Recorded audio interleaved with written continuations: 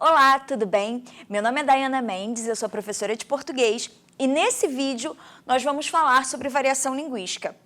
Nós já percebemos que a língua muda.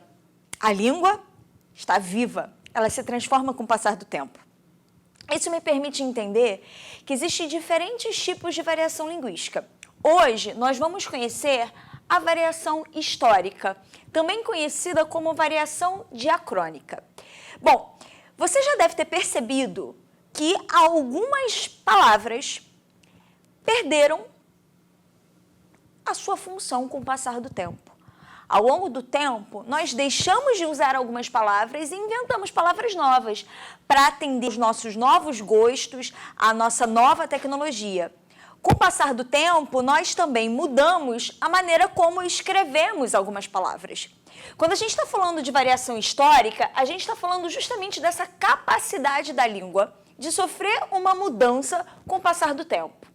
É claro que a variação histórica, ela vai começar a ser aplicada pelos falantes e, com o passar do tempo, uma determinada maneira de se falar vai se tornar mais arcaica e vai acabar, com a morte daquele grupo de falantes, caindo aí no esquecimento, caindo no desuso.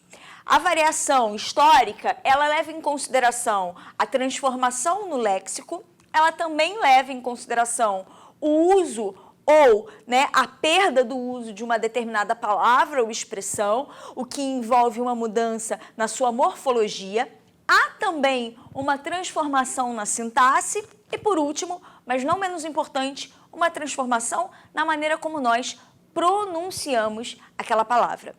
É claro que quando a gente fala, por exemplo, do Brasil do século XVI, o Brasil do século XVII, o Brasil do século XVIII, nós usávamos palavras muito diferentes das palavras que nós usamos hoje.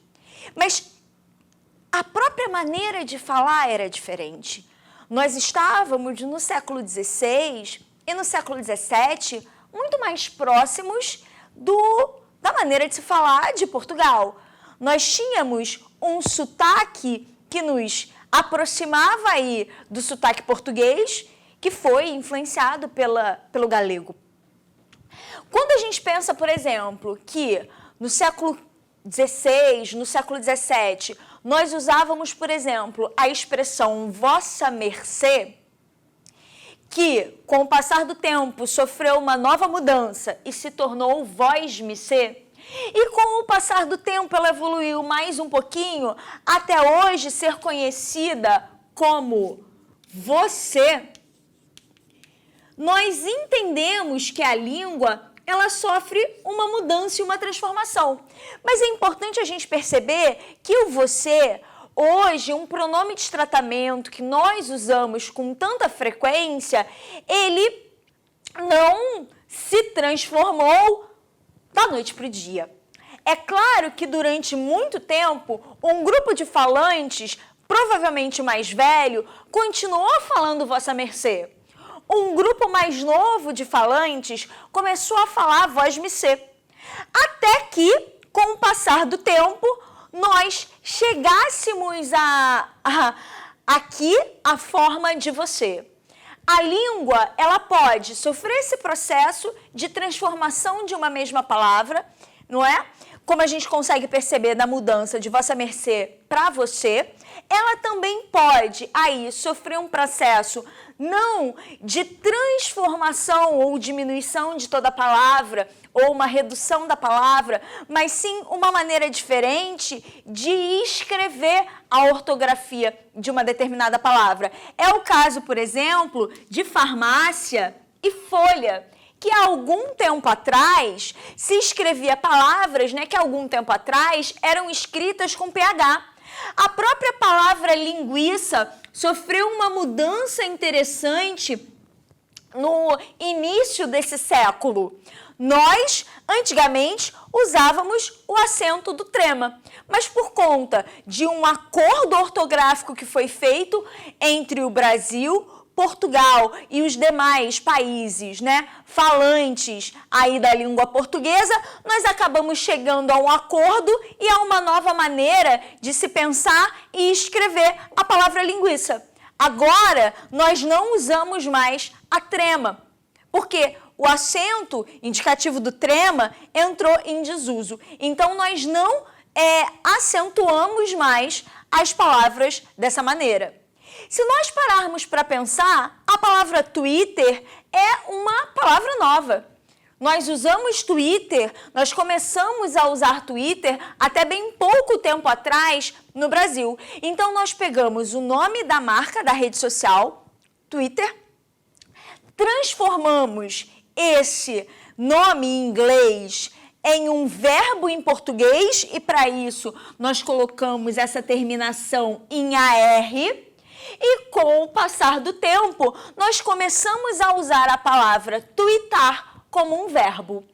Quando eu estou diante da palavra twittar, eu estou diante de uma palavra de origem estrangeira que passou a ser incorporada no léxico da nossa língua. E passou a ser incorporada no léxico da nossa língua como uma espécie de palavra nova ou neologismo.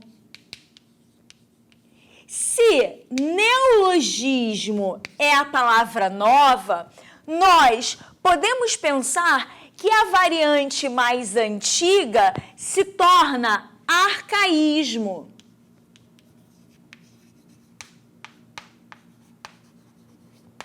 Então, por um lado, eu consigo perceber que novas palavras vão surgindo, novas palavras vão sendo incorporadas aí à maneira como os falantes fazem uso da língua, enquanto que outras palavras vão caindo em desuso. Nós podemos pensar, por exemplo, que com a atual situação da pandemia, nós passamos, alguns de nós passaram a trabalhar em casa e passaram a se relacionar de uma forma mais próxima com a tecnologia. Você já percebeu que alguns verbos surgiram nesse processo? Por exemplo, do inglês mute, nós criamos o verbo mutar. Professora, seu microfone está mutado. Já percebeu que você começou a falar essa palavra? É uma palavra nova. É claro que pode ser que essa palavra surja e não faça necessariamente sucesso, que não tenha necessariamente prestígio entre os falantes de uma classe social mais abastada, mais relevante ou entendida, concebida como os falantes cultos da língua. Quando isso acontece, muito provavelmente, essa palavra nova vai acabar sendo deixada de lado. Mas é importante a gente perceber que o tempo todo novas palavras estão surgindo, novas maneiras de usar a língua também estão surgindo. E a esse fenômeno nós damos o nome de variação diacrônica. Eu espero que vocês tenham gostado desse vídeo, bons estudos e até a próxima!